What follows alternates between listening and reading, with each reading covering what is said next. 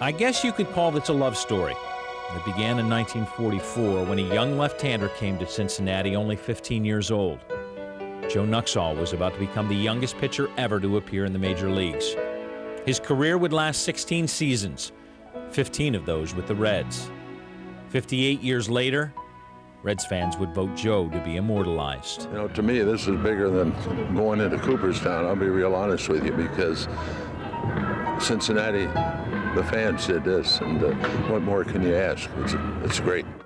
On April 25th, 2002, a young sculptor named Tom Tsuchiya came to Synergy Field to show Joe his mini-me.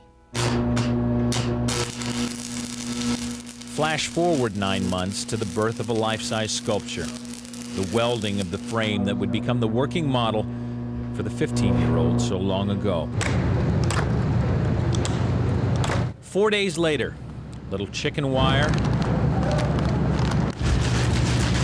a lot of urethane, 20 minutes to set, 2 hours to fully cure. I just applied the urethane foam on top of the steel and chicken wire form to serve as a nice ground where I can put the clay on, where I can do all the detail work on Joe's body. February 11th, it's time to cook.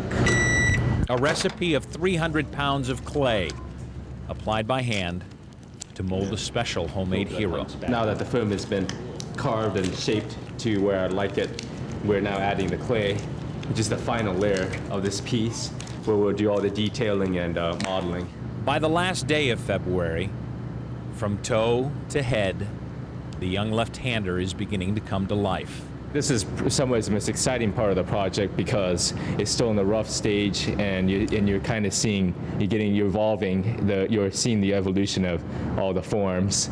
To translate this love story properly, just days before the opening of Great American Ballpark, Tom needs to make Joe come to life, to make people feel that 6'2", 180-pound lefty has just delivered the fastball. So he enlisted Steve, a Xavier alum who loves the Reds, to come contort his body for art's sake. What a sculptor does is translates the real world into the world of sculpture. And so you try to capture the essence of what's going on in the real world. To create the feeling of a pitcher falling off the mound and still steady as a rock. I'm very happy with how he looks so far, very happy.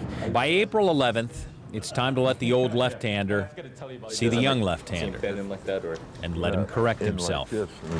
Should be more out. Oh, more out. Okay.